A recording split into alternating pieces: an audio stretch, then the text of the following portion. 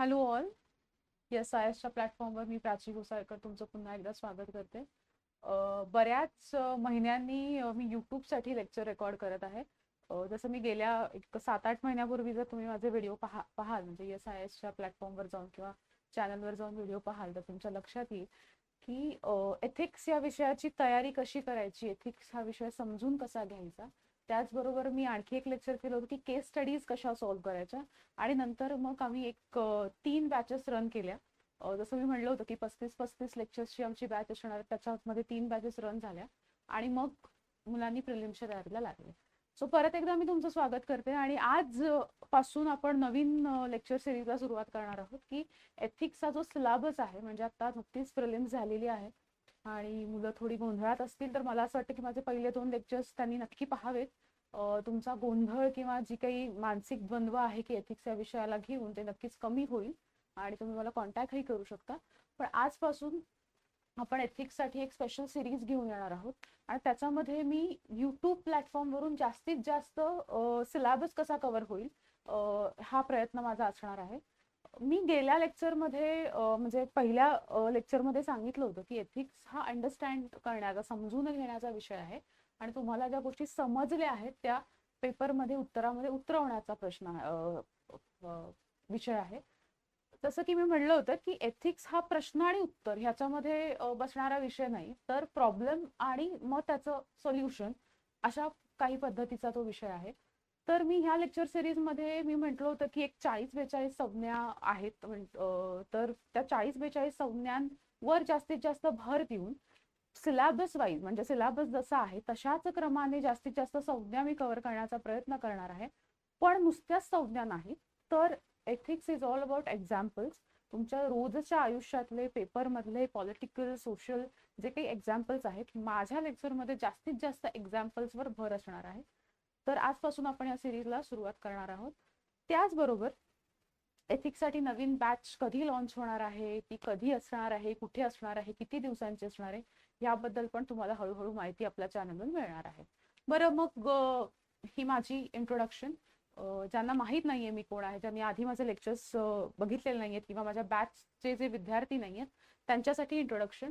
या इंट्रोडक्शनवर मी डिटेलमध्ये बोललेले आहे पहिल्या लेक्चरमध्ये. तर मला वाटतं ज्यांना माझं क्वालिफिकेशन, माझा एक्सपिरियन्स बघायचा आहे त्यांनी पहिलं लेक्चर नक्की पाहावं.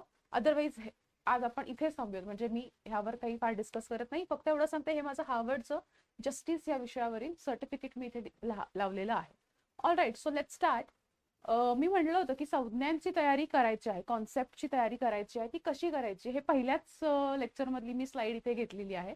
इथे मी म्हटलेलं आहे पहिल्या लेक्चरमध्ये, परत मी एकदा सांगते की डिस्क्रिप्शनमध्ये मी पहिल्या लेक्चरची लिंक देईन, ती तुम्ही नक्की पहा. मी म्हटलं होतं की व्याख्या करायची आहे किंवा व्याख्या समजून घ्यायची आहे, त्याचं स्पष्टीकरण समजून घ्यायचं आहे. त्यानंतर त्या संज्ञेचं वैशिष्ट्य काय आहे ते समजून घ्यायचंय. त्याच्यानंतर त्याचा उपयोग कुठे होणार आहे, सिग्निफिकन्स, उपयुक्तता काय आहे ते समजून घ्यायचंय. आणि मग सर्वसाधारण आयुष्यातली भरपूर उदाहरणं. आणि मग ह्याच पॅटर्नने मी पुढचे जे काही माझी सिरीज आहे ह्याच पॅटर्ननुसार आपण जाणार आहोत. ठीक आहे, सो अजिबात वेळ न दवडता आपण आजच्या विषयाला सुरुवात करूयात. मग हा पहिलाच विषय म्हणजे पहिला सिलेबस मधला पहिलाच चॅप्टर म्हणतो एथिक्स अँड ह्युमन इंटरफिअरन्स. तर मला वाटतं एथिक्स आणि ह्युमन, मराठीमध्ये लेक्चर देणार बरं का, मी सांगते आधी. एथिक्स आणि ह्युमन इंटरफेरन्स मधल्या ज्या काही कोर कॉन्सेप्ट आहेत त्या आज आपण बघूयात. सगळ्यात महत्त्वाचा विषय अंडरस्टँडिंगचा आहे, त्याच्यामुळे माझा भर हा असाच राहील की तुम्हाला जास्तीत जास्त विषय हा समजेल. बघा, मी इथे आता इथे अशा व्याख्या वगैरे पुढे तुमच्या येणारच आहेत, पण त्या व्याख्या पाठ करणं किंवा त्याचा रट्टा मारणं किंवा तुमच्याकडनं रट्टा मारून घेणं किंवा मी इथे बघून वाचत राहणं आणि मग तुम्ही तुमचं समजून घ्या, हा या लेक्चर सिरीजचा हेतू नाही. आणि तुमचाही अभ्यास करताना रट्टा मारणं हा एथिक्ससाठी हेतू अजिबातच नसावा, हे मी सांगते.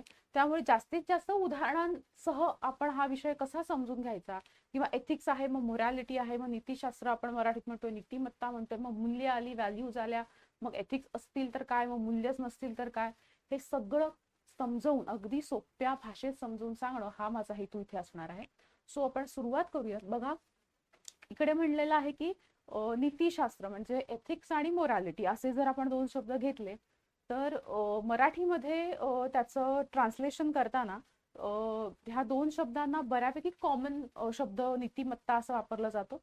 पण तरी आपण सर्वसाधारणपणे त्याचं ट्रान्सलेशन केलं तर नीतिशास्त्र आपण एथिक्सला म्हणू शकतो. आता बघा, नीतिशास्त्र म्हणजे काय आहे, तर नीतिशास्त्र म्हणजे अगदी सोप्या शब्दात तुम्हाला जर सांगायचं झालं तर असं एक मानक आपण धरूया, असा एक पॅरामीटर आहे, असं एक स्टँडर्ड आहे की ज्यामुळे चांगलं काय आहे आणि वाईट काय आहे, योग्य काय आहे आणि अयोग्य काय आहे हे ठरवण्यासाठी, आणि मी ते म्हटलेलं आहे बघा, आणि जे वाईट आहे ते टाळण्याचा प्रयत्न करणं आणि जे चांगलं आहे त्याला प्रोत्साहन देणं किंवा त्याचं पालन करण्यासाठी एथिक्स हे शास्त्र निर्माण झालेलं आहे, किंवा एथिक्स या शास्त्राचं पालन केलं जातं असं मला वाटतं. आता मी टेक्निकल गोष्टींमध्ये जाणार नाहीये, तुम्ही बऱ्याचशा पुस्तकांमध्ये, नोट्समध्ये, लेक्चर्समध्ये पहा एथिक्स म्हणजे एथोस, मग तो लॅटिन शब्द आहे आणि मग त्यात बरं आपण चला तिथेही जाऊयात. बरं, तो लॅटिन शब्द आहे आणि मग एथोस म्हणजे काय, तर काय म्हणू शकतो आपण, एथोस म्हणजे तुमचं जे चारित्र्य आहे ते तिथे जज होणार. मला वाटतं मी पहिल्या लेक्चरमध्ये पण याबद्दल बोललेले आहे की एथोस म्हणजे काय आहे, किंवा म्हणतात ना तुमच्या सवयी, तुमच्या हॅबिट्स अँड कॅरेक्टर असं मिळून जे तयार होतं ते एथोस आहे. म्हणून मग तिकडनं आलेला शब्द आहे की एथिक्स. बरं, हे टेक्निकल झालं. आता मी इथे म्हणलेलं आहे की चांगलं वाईट समजून घेणं, किंवा मी म्हणते की योग्य अयोग्य समजून घेणं, किंवा वाईट जे आहे ते टाळायचंय ना आपल्याला, किंवा चांगलं जे आहे त्याचा स्वीकार करायचा. पण हे कोण करणार, कुणासाठी, हे चांगलं वाईट ठरवणार कोण, कुणासाठी, कशासाठी, हे अत्यंत महत्वाचं आहे. तर एथिक्स हे चांगलं आणि वाईट एका पर्टिक्युलर, एका विशिष्ट समाजासाठी ठरवत असतं, एका विशिष्ट गटासाठी ठरवत असतं, एखाद्या विशिष्ट वर्गासाठी, एखाद्या विशिष्ट कम्युनिटीसाठी ठरवत असतं. तर हे अत्यंत महत्वाचं आहे. एथिक्स कुणासाठी आहेत, नीतिशास्त्र हे कुणासाठी आहे, ही नीती कुणासाठी आहे, तर ही नीती आहे समाजासाठी किंवा एका पर्टिक्युलर गटासाठी, एका पर्टिक्युलर वर्गासाठी आहे. बरं, मग एका पर्टिक्युलर वर्गासाठी जर मी एखादं शास्त्र किंवा एखादं नीतिशास्त्र लागू करत असेल, तर मग त्या समाजाचं नीतिशास्त्र आणि त्याच्याहून वेगळ्या समाजाचं नीतिशास्त्र वेगळं असू शकतं का, तर 100% असू शकतं. आणि हाच फरक आज आपल्याला उदाहरणांसह आपल्याला जाणून घ्यायचा आहे. बघा, मी इथे काय म्हणते की नीतिशास्त्र हे मानक आहे. इंग्रजीमध्ये त्याला म्हणतात ना नॉर्मॅटिव्ह आहे. म्हणजे अगदी आपण आपल्या संविधानाचा जर उदाहरण घेतलं तर आपल्या संविधानामध्ये मार्गदर्शक तत्व आहे, DPSPs आपण ज्याला इंग्रजीत म्हणतो, directive principle of state policies. तसंच राज्य संस्थेची जी काही मार्गदर्शक तत्व आहेत ती आपल्याकडे आहेत. तर ही मार्गदर्शक तत्व कशासाठी आहेत, तर आपल्याला कल्याणकारी राज्य घडवायचं आहे, बरोबर ना. कल्याणकारी राज्य जर तुम्हाला घडवायचं असेल तर ही काही मानकं आहेत, ह्या काही गोष्टी आहेत, किंवा म्हणू शकतो हा काही एक रस्ता आहे, पाथ आहे, आणि त्याच्यावरून जर तुम्ही गेलात तर तुमचं जे ऑब्जेक्टिव्ह आहे कल्याणकारी राज्याचं ते तुम्ही मिळवू शकता.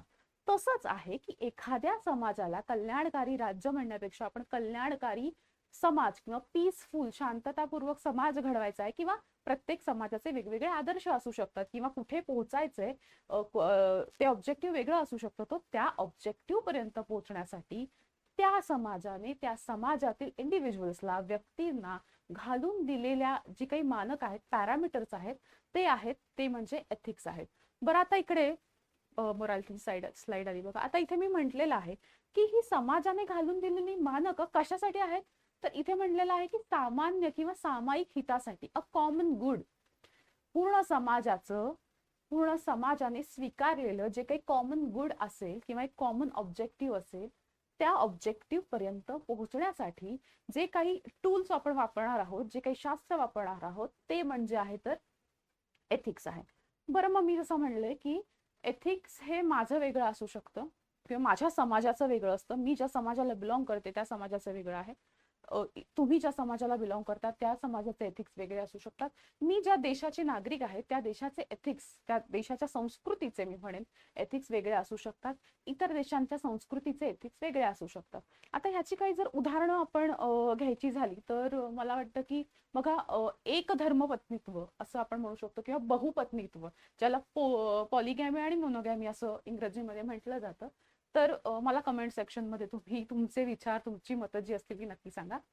एक धर्मपत्नीत्व भारतीय संस्कृतीमध्ये अस्तित्वात आहे, म्हणजे आपल्याकडे एकापेक्षा अधिक लग्न मान्य नाही, बरोबर. मग मला सांगा की मग काही देशांमध्ये जसं की नेदरलँड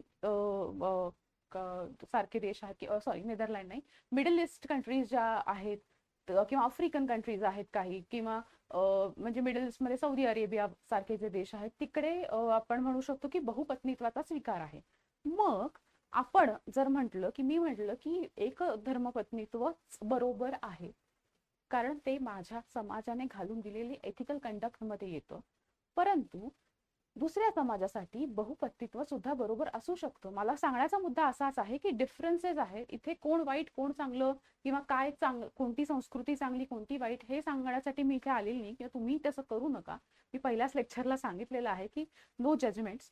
फक्त मला सांगण्याचा मुद्दा असा आहे की वेगवेगळे एथिक्स असू शकतात, किंवा मला इथे फक्त एवढंच पटवून द्यायचं आहे की समाज बदलतो तसे त्या समाजाचे एथिक्स सुद्धा बदलू शकतात. आणखी दुसरं एक्झाम्पल आपण सेम सेक्स मॅरेजचं सुद्धा घेऊ शकतो की समलिंगी लग्न जे आहे, समलिंगी विवाह जे आहेत ती भारतामध्ये एथिकली मान्य नाहीत, लिगली सुद्धा मान्य नाहीत. मग लिगली मान्य आहेत की नाही आपण नेक्स्ट लेक्चरमध्ये बघूया. पण मग समाजाच्या दृष्टीने आजही सेम सेक्स मॅरेजेसला मान्यता नाही, किंवा लिगली सुद्धा आपल्याकडे मान्यता नाही. पण मग इतर कंट्रीज आहेत, नेदरलँड आहे, कॅनडा आहे, साऊथ आफ्रिका आहे, ऑस्ट्रेलिया आहे, अगदी USA UK आहेत, त्या कंट्रीजमध्ये सेम सेक्स मॅरेजेसला मान्यता आहे. परत एकदा सांगते, सांगण्याचा मुद्दा एवढाच आहे की जसा समाज बदलतो तसे कोड ऑफ कंडक्ट किंवा एथिकल कंडक्ट जे आहेत समाजाचे ते सुद्धा बदलत असतात. बरं, ही अशी मोठी मोठी इंटरनॅशनल उदाहरणांपेक्षा मी अगदी सहज सोपं उदाहरण तुम्हाला सांगते. आपल्या समाजामध्ये किंवा पर्टिक्युलर रिलीजन मध्ये, मी असं म्हणेन पर्टिक्युलर आपल्या समाजामध्ये म्हणण्यापेक्षा पर्टिक्युलर रिलीजन मध्ये, विशिष्ट धर्मामध्ये आपण चपला घालून देवपूजा करतो का रे? आपण चपला घालून देवपूजा करत नाही. बरं, मग हे एथिक्स आहे ना, हे नकळत समाजाने घालून दिलेलं आपल्याला काय म्हणतात ना एथिकल कंडक्ट आहे की चप्पल घालून देवपूजा करू नये, चप्पल घालून देवळात जाऊ नये, मंदिरात जाऊ नये. बरोबर आहे. मग आता हे पर्टिक्युलर धर्माचं झालं, सगळ्याच धर्मांमध्ये असं असेलच असं मी म्हणत नाही. बरं, मग आता काय होईल, तुम्ही जर देवळात चपला घालून गेलात तर काय भीती असेल, लोक हसतील, लोक निंदा करतील, आपल्याला बायकॉट पण करू शकतील, म्हणजे काही होऊ शकतं. सो बेसिकली ते परत एकदा सांगण्याचा मुद्दा हाच आहे की एथिक्स ही अशी गोष्ट आहे की समाजाने आपल्याला एका सामायिक हित जपण्यासाठी घालून दिलेली गोष्ट आहे. बरं, आता पुढची स्लाइड मी इथे घेते की मग मोरॅलिटी म्हणजे काय आहे. बघा, एथिक्स ही समाजाने घालून दिलेली गोष्ट आहे, समाजाच्या हितासाठीची सगळ्यांनी मिळून ठरवलेली ती गोष्ट आहे. पण मॉरल्स, ज्याला मी नैतिकता असं म्हणते, ती मॉरल्स हे माझ्या अनुभवांवरून, माझ्या शिक्षणातून, माझ्या चारित्र्यातून, माझ्या सतत विवेक बुद्धीतून मला जे काही वैयक्तिक दृष्ट्या अनुभव आलेले आहेत त्या गोष्टीतनं मी स्वतःसाठी ज्या गोष्टी जपते, मी स्वतः पुरत्या ज्या गोष्टीचं पालन करते, त्या गोष्टी म्हणजेच काय आहे तर नैतिकता आहे किंवा मोरॅलिटी आहे. आता या दोन गोष्टीतला आपण फरक जाणून घेऊयात. बघा, एथिक्स ही गोष्ट कोणासाठी असते तर समाजासाठी असते, ही पर्टिक्युलर समाजाची असते. पण मॉरल्स हे माझे असू शकतात. बरोबर ना? म्हणजे फॉर एन एक्झाम्पल, आता मॉरलचं उदाहरण द्यायचं झालं तर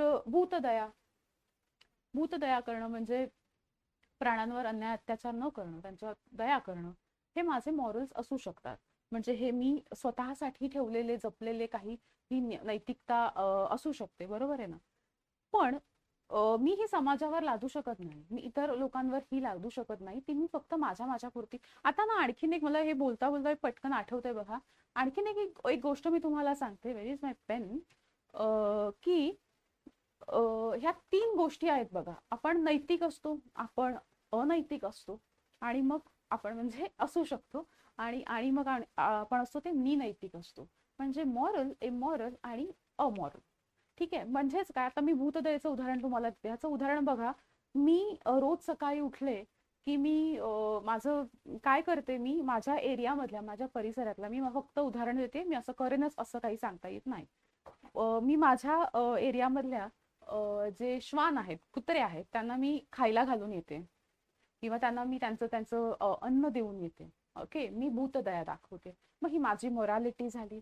दुसरं आहे, मी अनैतिक आहे. म्हणजेच काय, मी माझ्या एरियातल्या श्वान जे आहेत, कुत्रे जे आहेत, ते मला त्रास देतात, मी त्यांना त्रास देते, मी त्यांना त्रास होईल असं करते, मी त्यांच्या आजूबाजूला मुद्दाम फटाकेच लावते, तर हे झालं अनैतिक. आणि तिसरी गोष्ट मी जी काय म्हणते की मी नैतिक. म्हणजेच काय, तर मी त्यांना त्रासही देत नाही, मी त्यांना जेवायलाही देत नाही, मी त्यांच्या वाटेलाही जात नाही, म्हणजे मी झाली काय, मी नैतिक. तर आता ही गोष्ट इथे म्हणजे ह्या नीतिशास्त्रामधल्या ही एक 3 गोष्टी जशा मी म्हटल्या त्या आहेत. आणि ही आहे मोरॅलिटी. मोरॅलिटी परत एकदा सांगते बघा, एथिक्स हे समाजाचे असतात, कम्युनिटीचे असतात, आणि मोरॅलिटी ही माझी स्वतःची असू शकते. मी माझ्या मॉरल वेलबिंग वर, म्हणजेच काय तर मी जे शिकले, मी चांगलं वाईट ठरवते माझ्या अनुभवावरून, जे ठरवते आणि ते मी जोपासण्याचा जोपर्यंत माझ्यापर्यंत प्रयत्न करते तोपर्यंत मी काय आहे तर मॉरल आहे. बरं, मग आता नीतिशास्त्र झालं आणि म्हणजे एथिक्स झाले आणि मोरॅलिटी झाली. मग मॉरल लोक एथिकल असतात का, किंवा एथिकल लोक मॉरल असतात का? तर ह्याच्यामध्ये एक ग्रे शेड आहे. प्रत्येक वेळेला तुम्ही एथिकल आहात म्हणजे मॉरल असलंच पाहिजे असंही नाही, आणि तुम्ही मॉरली एखादी गोष्ट पाळत आहात याचा अर्थ तुम्ही समाजाने घालून दिलेले एथिक्स पाळतच आहात असंही नाही. आता यावर बरं, मग मोरॅलिटी माझी चांगली असेल तर मी समाजातल्या काही वाईट चालीरीती किंवा वाईट रूढी परंपरा असतील किंवा ज्या समाजाला घातक आहे, समाजाच्या प्रगतीसाठी घातक आहेत, अशा बदलू शकते का? तर नक्कीच मी बदलू शकते. म्हणजे बघा, आणि सगळ्यात महत्वाचं, तुमचे जे एथिक्स आहेत ना, हे टाइम नुसार, वेळेनुसार, जसं जसं तुम्ही ना जडणघडण होते, इव्हॉल्युशन ऑफ दी सोसायटी आपण ज्याला म्हणतो, समाजाची जडणघडण होते, तसे ते बदलत असतात. उत्तम उदाहरण म्हणजे सावित्रीबाई फुले. त्यावेळेला मुलींना शाळेत पाठवणं एथिक्स मध्ये नव्हतं ना, त्या पर्टिक्युलर समाजाच्या एथिक्स मध्ये नव्हतं ना. मग सावित्रीबाई फुलेंचे मॉरल्स काय होते? स्त्री शिक्षण, स्त्रियांना शिकवणं, हे त्यांचे मॉरल्स होते. मग त्यांनी मॉरल्स जपले आणि हळूहळू त्या समाजाला सुद्धा बदलावं लागलं, किंवा समाजाला सुद्धा प्रगतीपथावर त्या त्यांच्या मॉरल्सने घेऊन गेला. ह्याचं आणखीन एक उत्तम उदाहरण म्हणजे, तर मी इथं उदाहरणं लिहिली नाहीत, नेक्स्ट लेक्चर पासून तुम्हाला अगदी स्क्रीनशॉट हवे असतील तर उदाहरणं मी पीपीटी वर करून आणेन, तुम्ही स्क्रीनशॉट घ्या. पण त्याच्याही आधी एक सांगते की उदाहरणं जेवढी तुम्ही स्वतः शोधाल, तुमच्या डे टू डे लाईफ मध्ये जेवढी तुम्ही उदाहरणं स्वतः शोधणार आहात, तेवढं तुम्हाला उत्तरामध्ये डिफरन्स येईल, म्हणजे वेगळेपणा येईल तुमच्या उत्तरामध्ये, आणि तो वेगळेपणाच तुम्हाला पोस्ट मिळवून देण्यासाठी मदत करेल. तर आणखी एक उदाहरण मोरॅलिटीचं मी तुम्हाला सांगते, अहिंसा. गांधीजींची अहिंसा म्हणजे असहकार चळवळ तुम्हाला आठवत असेल, मी तर प्रिलिम्स दिली म्हणल्यावर अभ्यास केलेला असेल त्याचा. असहकार चळवळ आणि चौरी चौरा इथे लागलेली आग, आणि मग त्याच्यामध्ये काही पोलिसांचा झालेला मृत्यू, आणि मग ही हिंसा झाली. आणि अहिंसा हे कोणाचं मॉरल होतं? तर महात्मा गांधींचं. महात्मा गांधीजींचं ते मॉरल असल्यामुळे त्यांनी काय केलं, तर ती असहकार चळवळ त्यांनी काय केलेली आहे, तिथेच थांबवलेली आहे. कारण काय आहे तर something is going wrong against his morality. त्यांच्या मोरॅलिटीच्या जी अहिंसावादी ते होते त्याच्या अगेन्स्ट काहीतरी जात आहे, तर त्यांनी तिथल्या तिथे ते थांबवलेलं आहे. आणि ऑफकोर्स त्यांच्या त्या पर्सनल मोरॅलिटीने आपल्याला, आपल्या भारताला अहिंसावाद ही मोठी देणगी दिली, ज्या अहिंसावाद ह्या देणगीचं कौतुक इंटरनॅशनल लेवलला सुद्धा वेळोवेळी होत असतं. ठीक आहे. सो आय होप तुम्हाला हे नीतिशास्त्र आणि नैतिकता कळलेली आहे. बघा, हे युट्यूब लेक्चर्स तुम्हाला शॉर्ट मध्ये समजून सांगण्यासाठी आहेत, आणि जे ऑनलाईन ऑफलाईन आपले लेक्चर्स असतील ते इन डिटेल असणार आहेत. पण ह्याचा अर्थ मी फ्री देते म्हणून मी थोडंसं देते असं नाही. मी आधीही सांगितलेलं आहे की शक्य तेवढं मी सिलेबस कंप्लीट करण्याचा प्रयत्न युट्यूब लेक्चर मार्फतच करणार आहे, जेणेकरून मुंबई पुण्यात जे कॅन्डिडेट्स येऊ शकत नाही आहेत त्यांच्यापर्यंत ह्या वाटेने का होईना पण एथिक्सची भीती त्यांची कमी होईल किंवा निघून जाईल आणि त्यांनाही मदत होईल. All right, let's see. इथे मी ना काय म्हटलेलं आहे की नीतिशास्त्राची काही वैशिष्ट्य आपण बघूयात. तर बघा, नीतिशास्त्र पहिलंच मी म्हणलं की चांगल्या आयुष्याचा स्रोत आहे. तुम्हाला ना चांगलं आयुष्य जगायचं असेल ना तर नीतिशास्त्र उपयोगात येतं. फॉर एक्झाम्पल, एखाद्या समाजाने तुम्हाला घालून दिलेले जे काही एथिक्स आहेत त्याचं तुम्ही पालन केलं, तर समाज तुम्हाला काय म्हणणार आहे? चांगली मुलगी आहे, चांगला मुलगा आहे, चांगला माणूस आहे, काय म्हणतात ना ते सरळ मार्गी माणूस आहे, नाकाच्या पुढे चालणारा माणूस आहे. ते समाजाचे सगळे ज्या काही एथिक्स आहेत, समाजाने घालून दिलेल्या ज्या काही पद्धती आहेत त्यांचं पालन करतो. So basically it's a good source of life. म्हणजे तुम्हाला चांगलं आयुष्य जगायचं असेल आणि जर तुम्ही नीतिशास्त्र किंवा एथिक्सचं पालन करत असाल तर चांगलंच आहे. ओके, आता हे प्रत्येक कोड ऑफ कंडक्ट चांगला आहे का वाईट आहे तुमच्या मॉरल्सने ठरवायचं, तुमच्या इंडिव्हिज्युअल मॉरल्सने ते जज करायचं, बरं का, मी करणार नाही. बरं, मग चांगला आहे म्हणजे फॉर एक्झाम्पल छोटी छोटी उदाहरणं या ना. तुम्ही एखाद्या क्लिनिंग ड्राईव्हला गेलात, म्हणजेच काय तर तुम्ही समुद्र किनारी जाऊन काय म्हणतात ना, गणपती विसर्जनानंतर तुम्ही क्लीन करायला गेलात, तुमच्या मनाला आनंद मिळतो, छान वाटतं की मी समाजासाठी काहीतरी करून आलेलो आहे किंवा करत आहे. किंवा स्वच्छ भारत अभियान राबवण्याचा तुम्ही प्रयत्न केला, तर तुम्हाला वाटतं की हा मी समाजाच्या साठी काहीतरी छान केलेलं आहे, आपल्या मनाला बरं वाटतं. आणि म्हणून त्याला मी म्हटलेलं आहे की नीतीशास्त्र हे चांगल्या आयुष्याचा स्रोत आहे. तुम्हाला चांगलं आयुष्य जगायचं असेल तर तुम्ही त्याचं पालन करणं गरजेचं आहे. किंवा जर केलं तर, गरजेचं आहे म्हणण्यापेक्षा जर केलं तर you can have a good life. Okay, so next आहे की नीतिमत्ता ही व्यक्तिनिष्ठ असते. व्यक्तिनिष्ठ असते म्हणजेच काय, तर ती सब्जेक्टिव्ह आहे, ती बदलते. कशी बदलते, तर मी म्हटलं की माझ्या समाजाचे एथिक्स वेगळे असू शकतात, इतर समाजाचे नैतिक एथिक्स वेगळे असू शकतात. त्याचं एक चांगलं उदाहरण मी तुम्हाला देऊ शकते. बघा, आपल्याकडे ना वृद्ध आई वडिलांना किंवा वृद्ध पालकांना आपल्याकडे जर वृद्धाश्रमात कोणी ठेवत असेल किंवा तशी त्यांना गरज पडली असेल, किंवा मला त्या गोष्टीला जज करायचं नाही, मला फक्त फरक सांगायचा आहे, तर आपल्याकडे समाज थोड्याफार फरकाने, मी म्हणते की आता प्रत्येकाचं अगेन मॉरल्स वेगळे आहेत, तर काय करणार, तुम्हाला नावं ठेवणार. किंवा आपल्या समाजात अजूनही ती गोष्ट पूर्णपणे स्वीकारली जात नाही की वृद्ध आई वडिलांना वृद्धाश्रमात टाकणे. बरोबर. आता जर तुम्ही US आणि युकेचा विचार केलात ना, तर US आणि युके मध्ये, किंवा रादर ही गोष्ट आपल्याकडे सोशली एक्सेप्टेड आहे की आई वडिलांचा सांभाळ हा त्यांच्या त्यांच्या मुलांनी किंवा मुलींनीच करणं गरजेचं आहे. तर US UK मध्ये कसं असतं की म्हाताऱ्या आई वडिलांचा किंवा वृद्ध जी जनता आहे त्यांचा सांभाळ करणं ही राज्य संस्थेची जबाबदारी आहे, त्या स्टेटची जबाबदारी आहे, प्लस त्या इंडिव्हिज्युअलची जबाबदारी आहे. बरोबर आहे. मला सांगण्याचा मुद्दा, इथे पटवून देण्याची गोष्ट एवढीच आहे की नीतिमत्ता ही व्यक्तिनिष्ठ असते, ती बदलते. ती माझ्या समाजात वेगळी आहे, इतर समाजात वेगळी असू शकते, माझ्या देशात वेगळी आहे, इतर देशात वेगळी असू शकते. इथे बघा, मी जी जी उदाहरणं देते आहे त्याच्यावर माझं अजिबात कुठलंच पर्सनल मत नाही, मी ही उदाहरणं म्हणून तुम्हाला देत आहे. ठीक आहे. पुढे पुढे म्हटलेलं आहे की मी नीतिमत्ता सापेक्ष आहे आणि कधी कधी ती निरपेक्ष सुद्धा आहे. सापेक्ष आहे आणि निरपेक्ष आहे म्हणजेच काय, सापेक्ष आहे म्हणजे रिलेटिव्ह आहे, आणि निरपेक्ष आहे म्हणजे काय, ऍब्सोल्यूट आहे. बघा, आता एथिक्सचे जे काही फिलॉसॉफर्स आहेत किंवा तत्वज्ञ आपण ज्याला म्हणतो ना, त्यांच्या ना दोन ब्रँच आहेत, किंवा आपण म्हणू शकतो की स्कूल्स ऑफ थॉट असं इंग्रजीमध्ये म्हटलं जातं. दोन शाखा आहेत त्यांच्या विचारांच्या. तर एक शाखा आहे ती अशी म्हणते की ऍब्सोल्यूट एथिक्स आर ऍब्सोल्यूट, म्हणजे ते सगळीकडे सारखेच आहेत, ते अजिबात बदलत नाहीत. आणि एक शाखा आहे ती म्हणते की एथिक्स आर रिलेटिव्ह, की ते जसा समाज बदलतो, जसा काळ बदलतो, तसे ते बदलत असतात. तर ह्याच्या दोघांची उदाहरणं ऍब्सोल्यूटची उदाहरणं आहेत का, तर ऍब्सोल्यूटची उदाहरणं आहेत ना. प्रामाणिकपणा हा मला वाटतं की सर्वसाधारणपणे सगळ्याच समाजामध्ये पॉझिटिव्हली घेतला जातो किंवा त्याचं कौतुकच होतं. किंवा कुठल्या समाजामध्ये खोटं बोलणं किंवा अप्रामाणिक वागणं ह्याचं कौतुक होत नाही, किंवा ह्याला स्वीकारलं जात नाही. त्याच्यामुळे ऍब्सोल्यूट जर आपण म्हणतोय की निरपेक्षता असं म्हणत असू, तर ह्या काही ज्या गोष्टी आहेत त्या निरपेक्ष किंवा ऍब्सोल्युटिझम इंग्रजीमध्ये ज्याला म्हटलं जातं त्याच्यामध्ये येऊ शकतात. दुसरी गोष्ट आहे ती म्हणजे सापेक्ष, रिलेटिव्ह आहे. मी आता तुम्हाला ओल्ड एज पीपलचं उदाहरण दिलं, म्हणजे वृद्धाश्रमात किंवा वृद्ध वयाच्या माणसांचं मी तुम्हाला उदाहरण दिलं की सापेक्ष आहे, रिलेटिव्ह आहे. माझ्यासाठी जे आहे एथिक्स ते तुमच्यासाठी एथिक्स असतीलच असं नाही. बरं, आता पुढचं इथे आहे की स्वेच्छेने केलेल्या कृती नीतिमत्तेच्या परिघात येतात. तर हे व्हेरी इम्पॉर्टंट बरं का. स्वेच्छेने कृती करायच्या आहेत म्हणजे नक्की काय करायचंय बघा.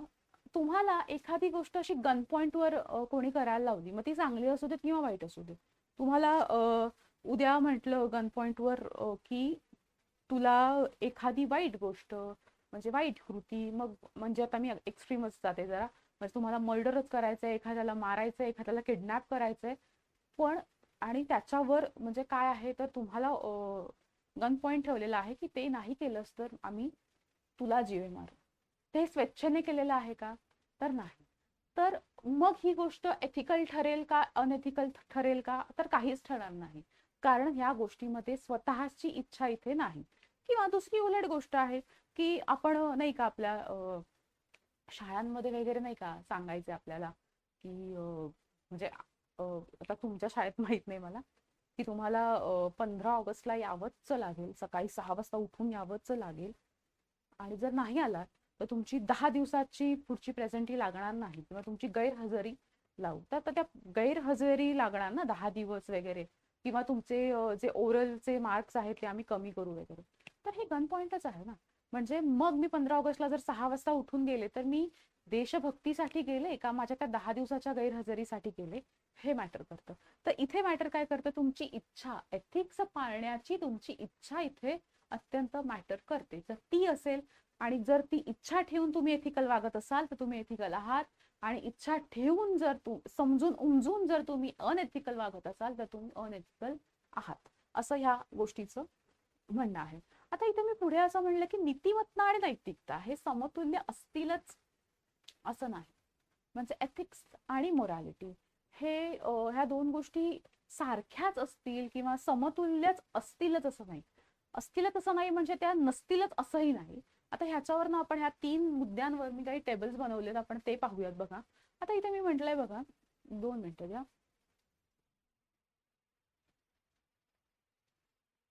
ओके, सो बघा इथे मी वन्स अगेन तुम्हाला स्क्रीनशॉट काढता यावा आणि तुमचं प्रिपरेशन सोपं व्हावं यासाठी ह्या स्लाईड आहेत.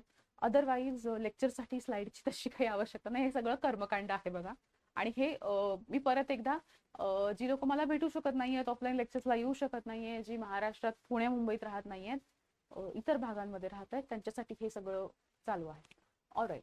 सो स्वरूप आपण जर पाहिलं तर बघा काय आहे स्वरूप. तर एथिकल गोष्ट जी आहे, एथिक्स जे आहेत हे ना एक्सटर्नल आहेत. हे बाहेरून येतात ना, कोणीतरी माझ्यावर ते लादतं, कोणीतरी ते मला स्वीकारण्यास भाग पाडतं, किंवा मी एखाद्या समाजाचा भाग आहे म्हणून मग मी एथिक्स पाळणार आहे. आणि जर तुम्ही नीतिमूल्य मोरॅलिटीचा जर विचार केलात तर तुम्हाला मोरली वागण्यासाठी तुम्हाला तुमची सत्सद विवेक बुद्धी, तुमचे स्वतःचे अनुभव, तुमची चांगलं वाईट ठरवण्याची तुमची मानसिक शक्ती, हा सगळा त्याचा स्रोत आहे. तर पहिली गोष्ट ही ह्याचीच आहे की हे एक्सटर्नल आहे आणि हे तुम्हाला मनातून इंटरनली येणं गरजेचं आहे. बघा आता नीतिशास्त्रामध्ये हा उगम आपण पाहूयात. बघा म्हणजे ओरिजिन काय आहे. तर नीतिशास्त्र, एथिक्स ही एक सामाजिक प्रणाली आहे. ती परत एकदा मग तेच होतं म्हणजे की समाजाने आम्हाला घालून दिलेली ती प्रणाली आहे की फॉर एक्झाम्पल एखाद्या कंपनीत मी काम करत असेल, त्या कंपनीचे ते नियम आहेत, ते मला पाळणं भाग आहे, कारण मला कंपनी पगार देते ना. त्याच्यानंतर त्याचे काही सामाजिक मानदंड आहेत, मी म्हटलं होतं की मानक आहेत, पॅरामीटर्स आहेत, ते मला पाळणं गरजेचं आहे. त्याचबरोबर नीतिमूल्य जी आहेत ही पर्सनल आहे, अत्यंत वैयक्तिक आहेत. मग माझं सामाजिकीकरणाचा माझा पहिला स्रोत काय असतो? लहान बाळाचा सामाजिकीकरणाचा पहिला स्रोत आहे कुटुंब. मला वाटतं पहिल्या लेक्चरमध्ये पण मी यावर खूप बोलले. कुटुंब आहे, मग घरात ज्या धर्माचं पालन होतंय ते आहे, घरातले संस्कार आहेत, घरातली संस्कृती आहे, आणि मग मी ज्या शाळा कॉलेजमध्ये शैक्षणिक संस्थांमधून जाते त्या आहेत. आणि त्याचबरोबर मग ह्या सगळ्यातनं व्यक्तिगत पातळीवर माझ्यामध्ये ज्या काही श्रद्धा, फेथ निर्माण झालेल्या आहेत त्याच्यातनं माझे मॉरल्स कुठेतरी बनत असतात. त्याच्यामुळे ही गोष्ट बघा इथे काय म्हटलेली आहे, व्यक्तिगत आहे तर ही एक सामाजिक प्रणाली आहे, ही एक सोशल सिस्टम आहे.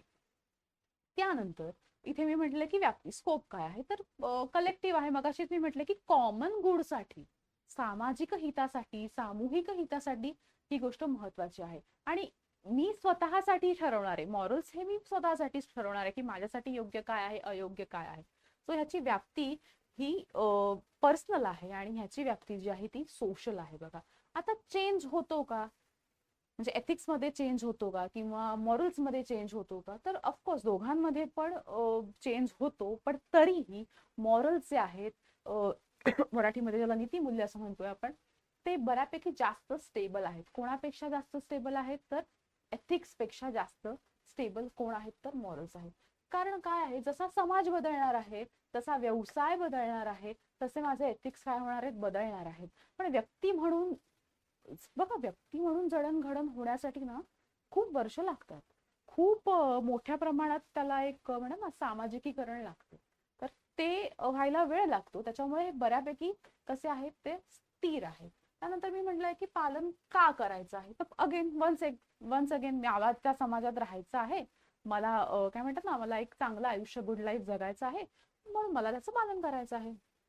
किंवा तसा एक बाह्य दबाव आहे ना, समाजाची अपेक्षा आहे, as a part of the society मला समाजाची एक अपेक्षा आहे की मी ह्याचं पालन करणं आवश्यक आहे, म्हणून मी करणार आहे. आणि अगेन ही इंटरनल गोष्ट आहे. मला प्रेरणा हवी, माझं मोटिवेशन, माझा आत्मविश्वास मला आतून येतोय माझे मॉरल्स पाळण्यासाठी. आता ह्यातल्या दोघांच्या फरकांची उदाहरणं पण मी भरपूर घेऊन आलेले आहे डोक्यात, सगळी तुम्हाला मी सांगणार आहे. पण तुमची जर काही वेगळी उदाहरणं असतील तर मला कमेंट सेक्शन मध्ये नक्की सांगा. बघा, आता उदाहरणं इथे म्हटलंय की प्रोफेशनल एथिक्स असतात. इथे मी अगदीच साधी उदाहरण म्हणजे डॉक्टरांनी गोपनीयता पाळणं, किंवा कंपनीचे काही कोड ऑफ कंडक्ट आहेत ते पाळणं आहे, किंवा इथे मॉरल्समध्ये एखाद्या गरजू व्यक्तीला स्वखुशीने मदत करणं आहे.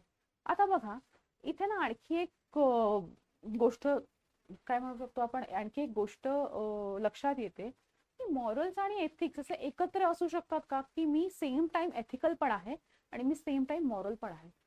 तर डेफिनेटली होऊ शकतं तसं. म्हणजे कसं आता, किंवा वाईज वर्सा, मी एथिकल आहे पण मॉरल नाही. ह्याच्यावर एक चांगलं उदाहरण म्हणजे ना, जे सर्व्हिस प्रोव्हायडर अशा काही काय म्हणतात ना आपण, सर्व्हिस प्रोव्हायडर जे काही व्यवसाय असतात, म्हणजे डॉक्टर्स आहेत, वकील आहेत, शिक्षक आहेत. तर शिक्षक म्हटल्यावर आपल्या समोर एक काय म्हणतात ना, एक प्रतिमा तयार होते की शिक्षकाने किंवा शिक्षिकेने असं असायला हवं, मग त्यांच्यामध्ये असे एथिक्स असायला हवं.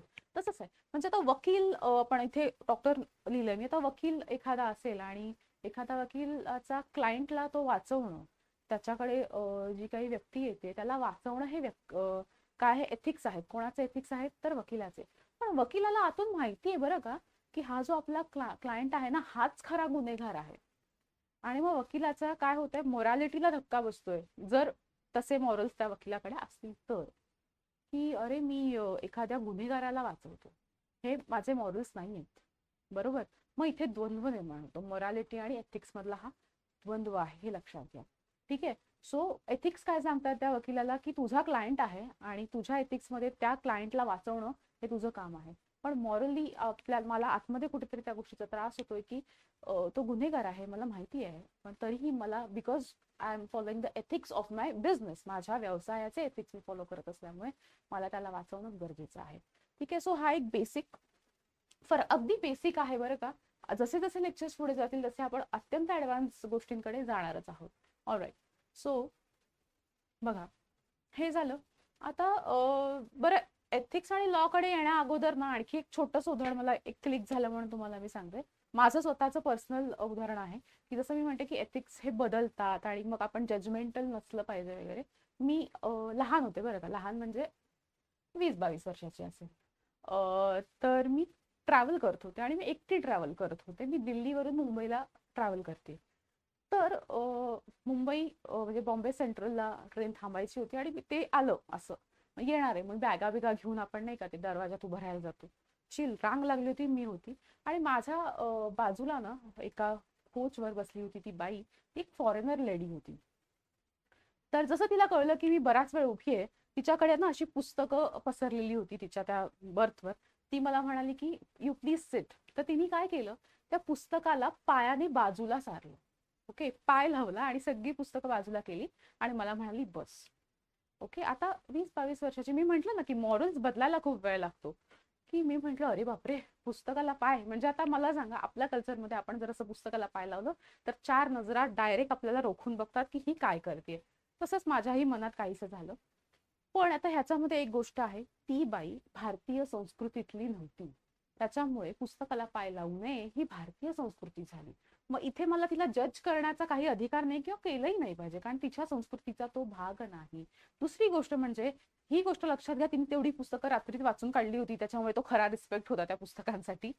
परंतु पाय लावून बाजूला करणं हे आपल्या संस्कृतीत नाही. म्हणजे माझा सांगण्याचा मुद्दा हाच आहे की समाज बदलला, देश बदलला, एथिक्स बदलले गेले. बरं, एंटरटेनमेंट म्हणून पुढची आणखी एक गोष्ट तुम्हाला सांगते. त्याच व्यक्तीची, त्या बाईला नंतर ना उतरायचंय ना, तिला सेंट मारायचा होता, परफ्यूम मारायचा होता. तिला परफ्यूम मारायचा होता. मी काय केलं, आपण जेव्हा मोठ्या पल्ल्याच्या, लांब पल्ल्याच्या ट्रेनमध्ये असतो तेव्हा त्याला पडदे असतात नाही का, ती पडदा असा स्वतःकडे ओढला आणि आतमध्ये जाऊन तिने हळूच करून परफ्यूम मारला. ठीक आहे. आता आपण असतो तर आपल्याकडे डीओ असा समोरच्याला शिंका येऊ दे ना, ठसका लागू दे. मग हे तिचे मॅनरिझम्स होते, किंवा आपण म्हणू शकतो ते मॉरल्स होते, की माझ्या सेंटचा त्रास दुसऱ्याला होऊ नये म्हणून. सो इथे 2 गोष्टी मी तुम्हाला सांगितल्या की एथिक्स आणि मॉरल्स हे समाजानुसार बदलतात किंवा आणि जर बदलत असतील तर आपण ॲज फार ॲज तुमचं नुकसान होत नाही त्याला आपण जज करणं हे चुकीचं आहे. तर हे उदाहरण मला द्यायचं होतं, आता पटकन आठवलं म्हणून सांगते. आता आपण पुढे जाऊयात. आता इथे वैशिष्ट्यांमध्ये मी इथे म्हटलेलं आहे की एथिक्स आणि मोरॅलिटी वेगळी आहे. तसंच इथे म्हटलंय की एथिक्स म्हणजे नीतिमत्ता आणि लॉ, कायदा हा पूर्णपणे वेगळा आहे. ठीक आहे. आता बघा, मी एक वाक्य पहिल्या लेक्चरमध्ये पण मला वाटतं वापरलं असेल की ज्या गोष्टी एथिकल आहेत त्या गोष्टी लीगल असतीलच असं काही गरजेचं नाही, किंवा ज्या गोष्टी लीगल आहेत त्या एथिकल असल्याच पाहिजेत असंही काही नाही. आता परत मी अख्खा चार्ट बनवून आणलाय तुम्हाला स्क्रीनशॉट मारून अभ्यास करण्यासाठी, पण त्याच्यावर उदाहरणं मात्र मी माझी देणार आहे. So let's see. पहिला आपण चार्ट पाहूयात आणि मग पुढे जाऊ. ऑलराईट. सो बघा, परत एकदा तेच आहे, नीतिमूल्यांचा उगम कुठून होतो तर नीतिमूल्य ही तत्व, मार्गदर्शक तत्वे समाज इकडनंच होतो आणि कायद्याचा जो उगम आहे किंवा कायद्याचा जो सोर्स आहे तो कोण आहे तर नियमांचा संच आहे. लेजिटिमेट आपण ज्याला म्हणतो, लेजिस्लेचर ज्याला म्हणतो, त्याच्यातनं कायद्याचा उगम झालेला आहे. आता त्याच्यामध्ये स्वरूप मी म्हणते, आणि उगम कुठून आहे तर तत्वज्ञानातनं आहे, धर्मातनं आहे, संस्कृतीतनं आहे, समाजातून आहे, वैयक्तिक श्रद्धेतनं आहे. हे एथिक्स निर्माण होतात. आणि इथे कायदा कुठे बनतो हे तुम्हाला मला वाटतं माहितीच आहे की विधिमंडळात कायदा बनत असतो, लेजिस्लेचर मध्ये बनत असतो, किंवा संविधानाचा त्याला बॅकअप असणं गरजेचं असतं. आता बंधनं बघा इथे काय आहे तर म्हणजे समजा मी एथिक्स उल्लंघन केलं ना, मी म्हटलं ना की एक सामाजिक, मी म्हटलं मगाशी की मी जर अशी पायाने पुस्तकं बाजूला केली असती तर 4 नजरा माझ्याकडे रोखून पाहिलं असतं की ही अशी कशी असंस्कृत, अजिबात संस्कार नाही हिच्यावर. तर गोष्ट तीच आहे की मनोमन आपल्याला दुःख होतं, सामाजिक निंदेला आपल्याला बळी पडावं लागतं, सामाजिक निंदेच्या नजरा आपल्याला झेलाव्या लागतात. तर जर कायद्याचं मी उल्लंघन केलं तर त्याहीपेक्षा पुढचं होतं ते म्हणजे मला दंड होऊ शकतो, मला शिक्षा होऊ शकते, मला कारावास भोगावा लागू शकतो. हे सगळं होतं. अत्यंत सोपं आहे बघा हे. त्यानंतर पुढे मी म्हटलेलं आहे की अंमलबजावणी कोण करतं. पण एथिक्सची अंमलबजावणी समाजाने स्वीकारलेल्या सतसद विवेक बुद्धीतनं होत असते. आणि इथे काय आहे तर अंमलबजावणी सरकारी अधिकारी करतात, न्यायालयीन प्रणाली करते. ओके. आता व्याप्ती बघा, स्कोप काय आहे तर एथिक्सचा स्कोप कुठेपर्यंत असणार आहे. परत एकदा, समाज आहे त्याच्यामध्ये काही कायदेशीर करता येईल का, म्हणजे मी पुस्तकांना पाय लावला म्हणून कायदेशीररित्या मला कोणी जेलमध्ये टाकणार आहे का, किंवा माझ्यावर काही अरेस्ट वॉरंट वगैरे काढणार आहे का, तर नाही. ते तसं इथे काही करता येत नाही. तिथे फक्त व्याप्ती काय आहे तर कायदेशीर बाबी नव्हे तर, पण तरीही असं म्हणते की एथिक्सचं पालन केलं सामाजिक दृष्ट्या तर आपल्याला न्याय वागणूक म्हणजे जस्टिफाईड वागणूक मिळायला मदत होते, किंवा आपल्या मूल्यांचा जर समावेश असेल तर मूल्य फॉलो करण्यासाठी मदत होते. आता इकडे काय आहे तर कायदेशीर चौकट आहे, परत लीगल फ्रेमवर्क आहे, आणि त्या लीगल फ्रेमवर्क पुरतच कायदा हा मर्यादित आहे. बघा, सोसायटी मोठी आहे ना, लीगल फ्रेमवर्क लहान आहे, लक्षात घ्या. त्यानंतर उदाहरणं आपण जर बघितलं तर परत तेच, गरजूंना मदत करा, दिलेला शब्द पाळा. आणि इथे आपण लॉ मध्ये जो उदाहरणं पाहिली तर ती आहे की वेळेवर कर भरणं इज व्हेरी इम्पॉर्टंट. म्हणजे मला वाटतं ना NCERTच्या पुस्तकांमध्ये, मला वाटतं 11वीचा वगैरे पॉलिटिकल सायन्स पुस्तकात हे छान दिलेलं आहे की वेळेवर कर भरणं किंवा ट्रॅफिक रूल्स फॉलो करणं, सिग्नल फॉलो करणं, हे सगळं दिलेलं आहे. मला वाटतं ते एकदा तुम्ही पाहणं गरजेचं आहे. ठीक आहे. तर मला वाटतं ह्या एथिक्स आणि लॉ मध्ये तुम्हाला फरक कळलेला असेल. ह्याच्यावर आणखीन एक उदाहरण द्यायचं झालं ना तर लिव्ह इन रिलेशनशिप हे आपण उदाहरण देऊ शकतो. बघा, भारतामध्ये पण लिव्ह इन रिलेशनशिप लीगल आहे बरं का. 2 व्यक्ती विथ देअर कन्सेंट, म्हणजे त्यांच्या स्वतःच्या कन्सेंटने लग्न न करता एकत्र राहू शकतात. हे लीगल आहे, अत्यंत लीगल आहे. आणि त्याला जर तुम्ही पाहिलं तर अजून जर तुम्ही त्याच्यावर काय म्हणतात ना रिसर्च केला तर तुम्हाला कळेल की ज्या बऱ्याचशा ऍक्ट्स आहेत त्याला लागू होतात. परंतु अजूनही काही समाजांमध्ये, भारतीय संस्कृतीतल्या, पूर्ण भारतभर मी म्हणत नाही, त्यातल्या काही घटकांमध्ये लिव्ह इन रिलेशनशिप एथिकल मानलं जात नाही. तर मला वाटतं live in relationship is a good example की काही गोष्टी लीगल आहेत पण एथिकल नाही. किंवा दुसरी अशी पैलू असू शकतो की एखादी गोष्ट एथिकल आहे पण ती इलिगल आहे. ह्याचं एखादं उदाहरण तुम्हाला सापडलं तर मला कमेंट सेक्शन मध्ये तुम्ही नक्की सांगा. ठीक आहे. Let's go ahead.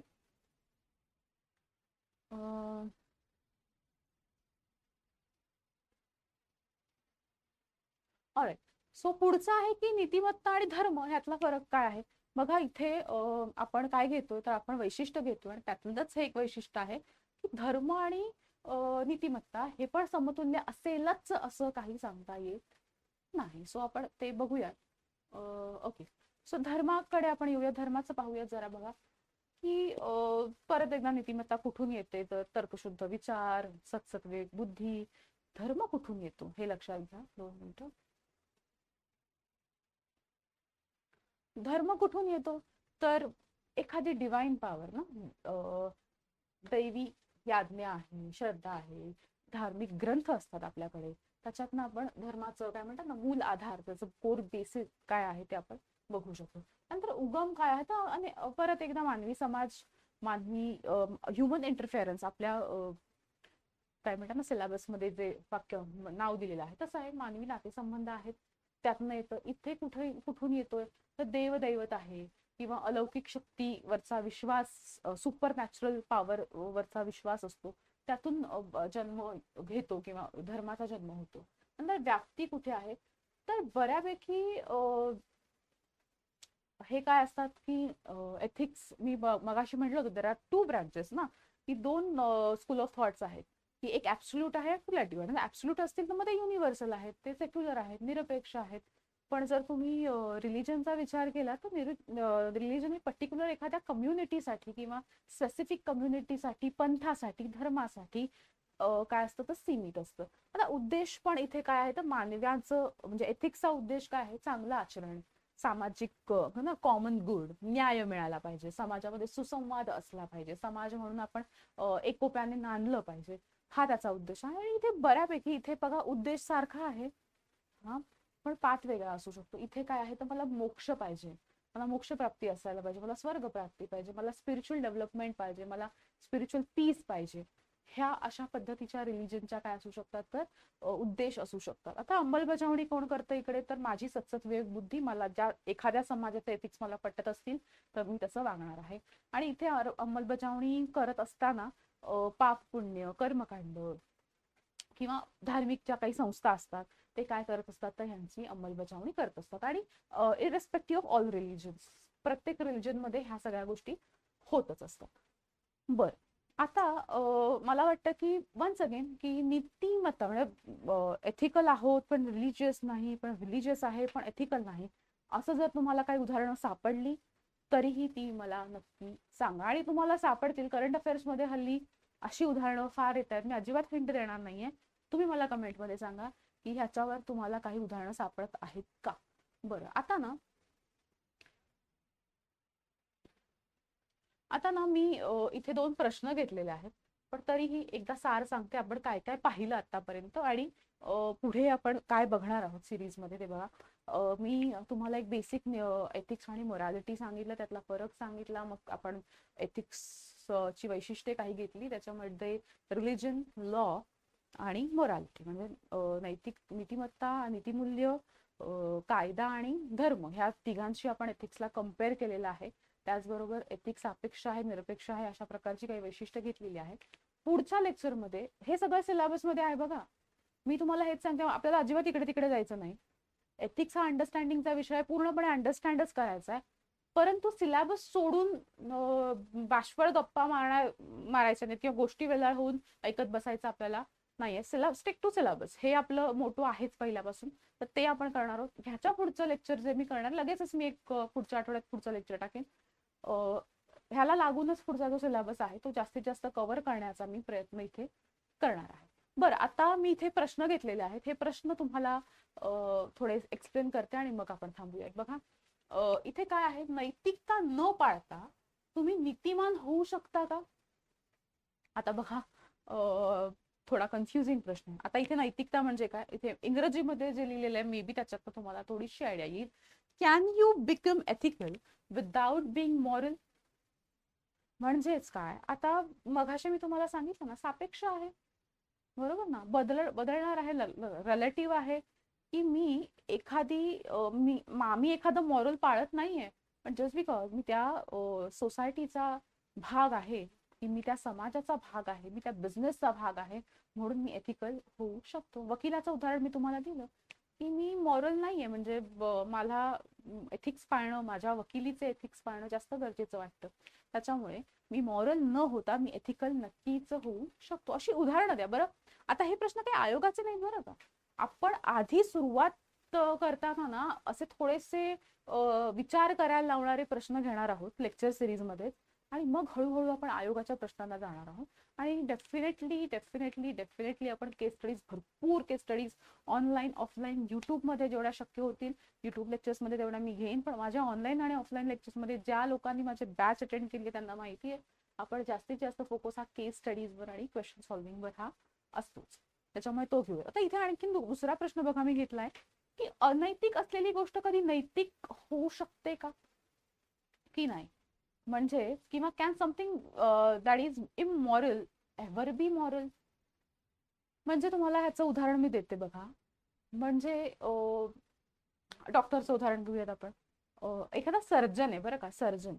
तो काय करतो, सर्जरी करतो. सर्जरी करताना त्याच्याकडे हत्यार असणं गरजेचं आहे ना. ज्या अवयवाची सर्जरी करायची तो अवयव कट करण्यासाठी धारदार काहीतरी वेपन असणं गरजेचं आहे. मग तो काय करतोय, तर तो डॉक्टर त्या व्यक्तीचा, त्या पेशंटचा जीव वाचवण्याचा प्रयत्न करत आहे, बरोबर. पण तेच धारदार वेपन एखाद्या गुन्हेगाराच्या हातात असेल, एका मर्डररच्या हातात असेल तर. म्हणजे सांगण्याचा मुद्दा असा की अनैतिक असलेली गोष्ट नैतिक असू शकते जर तुमचं इंटेन्शन वेगळं असेल, तुमची ते कार्य करण्यामागची जी भावना आहे ती जर वेगळी असेल तर डेफिनेटली अनैतिक असलेली गोष्ट काय होऊ शकते, नैतिक होऊ शकते. सिंपल गोष्ट आहे. एखादी गन जेव्हा पोलीस ऑफिसरकडे असते तेव्हा समाजामध्ये पीस, शांतता निर्माण करणं हे त्यामागचा हेतू आहे. आणि एखादी गन एखाद्या गुन्हेगाराच्या हातात असते तर समाजामध्ये अशांतता निर्माण करणं, लॉ अँड ऑर्डरला, कायदा आणि सुव्यवस्थेला धक्का पोचवणं हे त्याचं इंटेन्शन असू शकतं. सो काय मॅटर करतं तर बघा, त्या सगळ्यातच मी मलाही आता कळलेलं आहे की इंटेन्शन इज द की. तुमचे इंटेन्शन्स काय आहेत ह्यावर तुम्ही किती मॉरल आहात, किती एथिकल आहात, तुमच्याकडे जे ज्ञान आहे. आता असंही बऱ्याच तुम्ही पेपरमध्ये वाचत असाल की AI चा वापर करून दहशतवाद पुढे जातोय किंवा आणखीन काही, किंवा इंटेलिजंट चा वापर करून. बघा, जर इंटेलिजन्स ह्या गोष्टीला, एथिक्स ह्या गोष्टीची जेव्हा जोड मिळते ना, तेव्हा त्या इंटेलिजन्सचा वापर समाजाच्या हितासाठी, देशाच्या हितासाठी, जगाच्या हितासाठी होऊ शकतो. पण इंटेलिजन्सला जर अनएथिकल म्हणजे अनैतिक किंवा इमोरल किंवा इंटिग्रिटी नाहीये, आपण असं म्हणूया, जर ह्या गोष्टीची जोड मिळाली तर ती गोष्ट समाजाच्या रासासाठी किंवा देशाच्या रासासाठी वापरण्यात येऊ शकते. सो इथे मुद्दा हाच होता. आता बघा, लेक्चर बंद करू नका, महत्वाचं तुम्हाला सांगते. एथिक्सला सामोरं जाताना, पेपरला सामोरं जाताना मी पहिले 2 लेक्चर्स नक्की बघा, कारण त्याच्यात मी खूप डिटेलमध्ये सगळं मांडलेलं आहे. लेक्चर 7-8 महिन्यापूर्वीचे आहेत पण तरीही बघा. पहिलं तुम्हाला विषय अंडरस्टँड करणं अत्यंत गरजेचं आहे. आणि मग अंडरस्टँड केल्यावर तुमच्या वहीत लिहिणं किंवा तुमच्या ज्या काही पेपर्स असतील, उत्तरपत्रिका, त्याच्यावर लिहिणं गरजेचं आहे. आणि फक्त लिहायचं नाहीये तर ॲम्पल नंबर ऑफ एक्झाम्पल्स, भरपूर एक्झाम्पल्स ठेवून लिहिणं हे त्याच्याही पेक्षा जास्त महत्वाचं आहे. तर हे लक्षात घ्या. बरं, आता माझ्या लेक्चर सिरीज मधून आपण अंडरस्टँड करणं हा काही पुढच्या लेक्चर्स पर्यंत आपण फोकस ठेवूयात. म्हणजे अंडरस्टँड केल्यावर नंतर लिहायचं कसं आहे याला आपण काही दिवसांनी नक्कीच सुरुवात करू. पुढचं लेक्चर घेऊन मी लवकरच येणार आहे. हाच सिलेबस आपण पुढे घेऊन जाणार आहोत. परत एकदा सांगते, जास्तीत जास्त सिलेबस कव्हर करणं हा युट्यूब लेक्चर्सचा माझा मोटो आहे. ऑलराईट, चला मग थँक्यू. भेटू आपण पुढच्या लेक्चरमध्ये. कोणाला काही क्वेरीज असतील तर फोन करा. पहिल्या स्लाइडमध्ये आय गेस मी फोन नंबर लिहिलेले आहेत ऑफिसचे, तर फोन करा. भेटायचं असेल तर ह्या आठवड्यामध्ये मी पुण्यात आहे, पुढच्या आठवड्यामध्ये मी मुंबईला आहे. तर मुंबईत ज्यांना भेटायचं असेल त्यांनी पुढच्या आठवड्यात, या आठवड्यात ज्यांना भेटायचं असेल त्यांनी पुण्यात मला नक्की कॉन्टॅक्ट करा. आपण नक्की भेटू आणि एथिक्स या विषयावर काहीतरी छान सोल्युशन काढू. All right, thank you.